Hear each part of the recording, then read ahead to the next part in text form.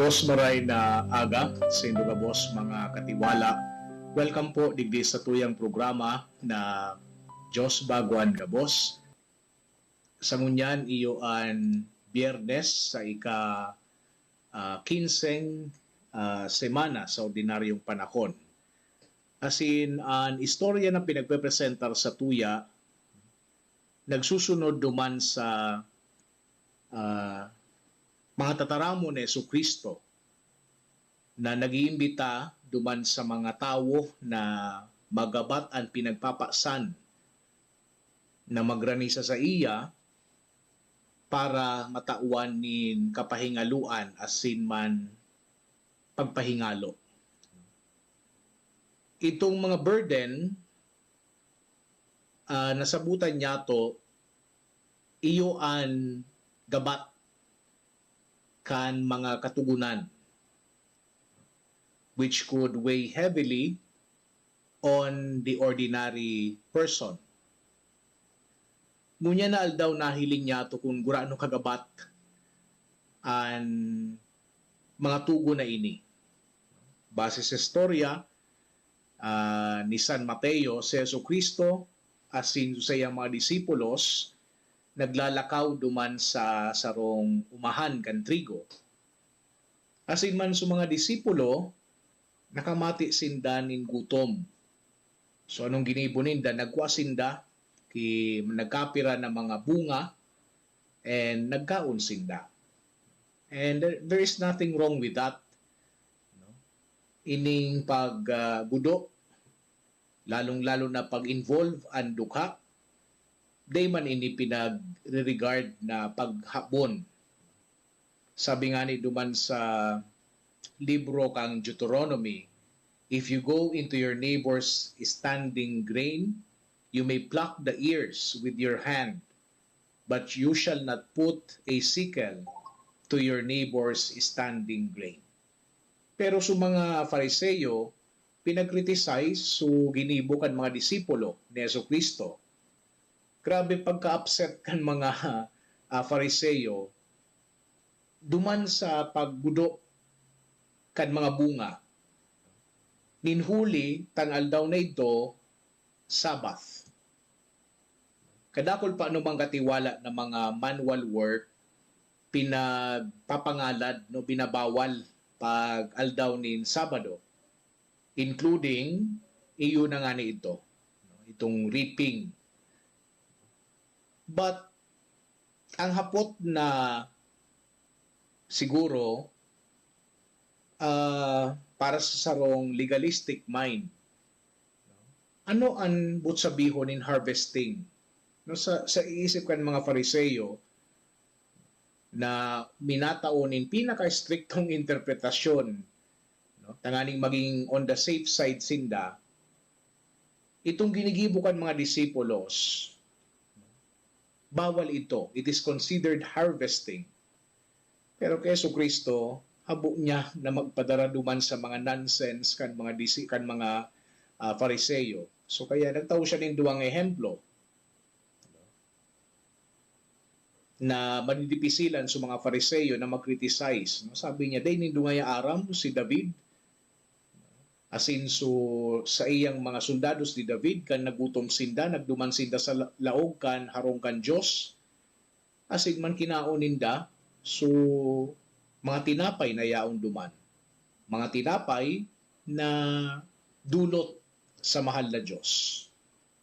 And according to the law, kung magiging stricto sana, so mga padi lang, no? Iyo ang pwede na magkaon kay itong tinapay na ito.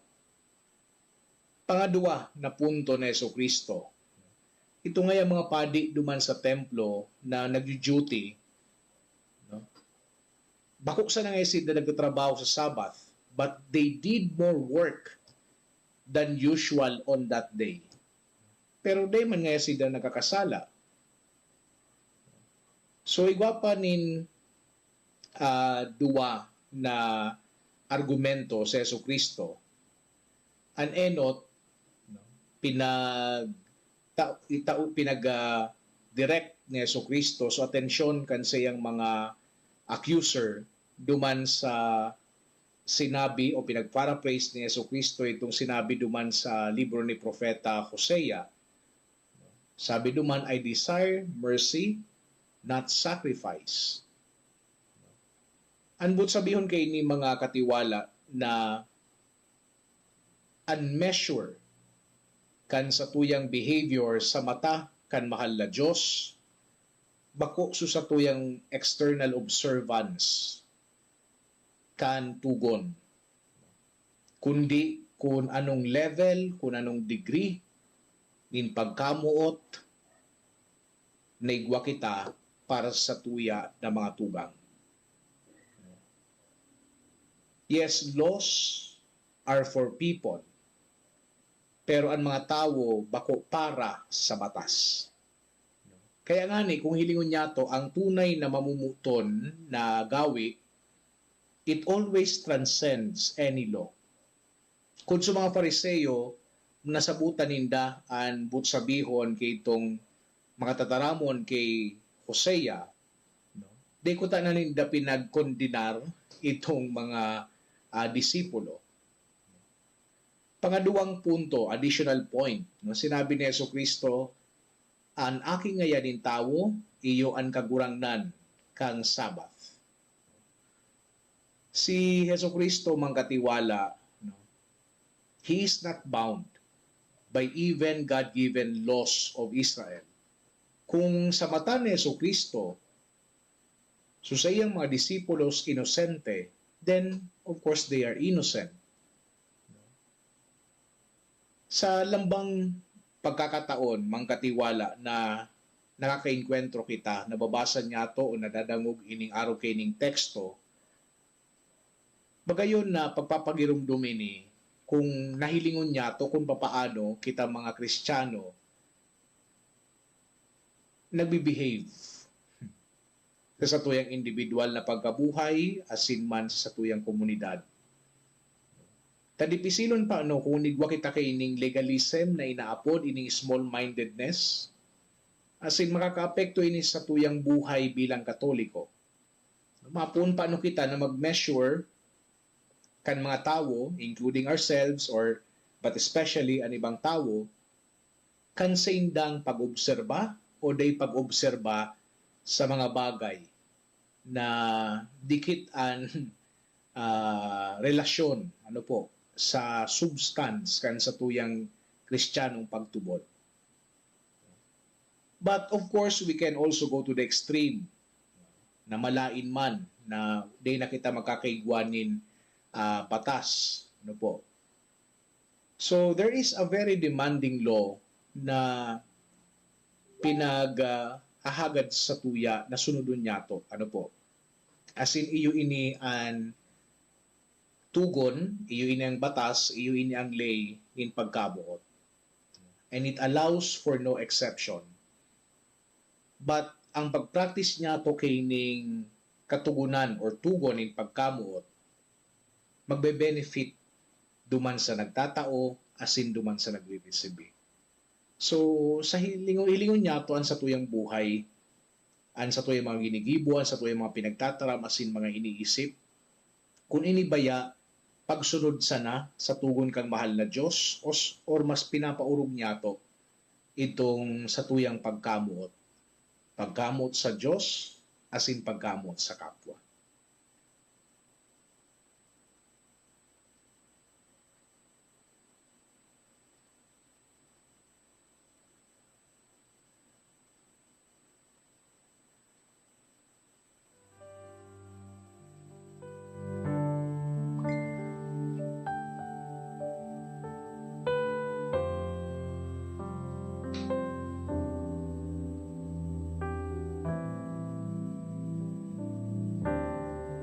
Sa tuyang itaas an sa tuyang mga hinahagad sa tuyang mahal na Diyos. Kita kabos, Our Father who art in heaven, hallowed be thy name. Thy kingdom come, thy will be done on earth as it is in heaven. Give us this day our daily bread and forgive us our trespasses as we forgive those who trespass against us. And lead us not into temptation, but deliver us from evil. Amen. Sa gabos po na nakaibanan niyato digdi sa tuya na programa sa lamatunon po sa Saindo sa padagos na pagantabay sa padagos na paghiling asin pagdangog kan sa tuyang programa. Padagos po na suportahan an sa tuyang Diocesan Multimedia Services Incorporated na minakumpwesto kan duwang radio station na iyo po ang Veritas Legazpi 1008 asin man 94.7 Spirit FM, pati naman po ang sa tuyang Veritas TV, asin ang sa tuyang printing press, asin syempre ang sa tuyang bookstore, Leo and Vita Catholica. Salamatunon po sa Saindo Mang Katiwala. Sa lado teknikal, salamat man po ini si Father Kevin Fonasher, ang Saindong Katiwala sa katotohanan, bendisyonan kamo kan mahal na Diyos. Maray na aga.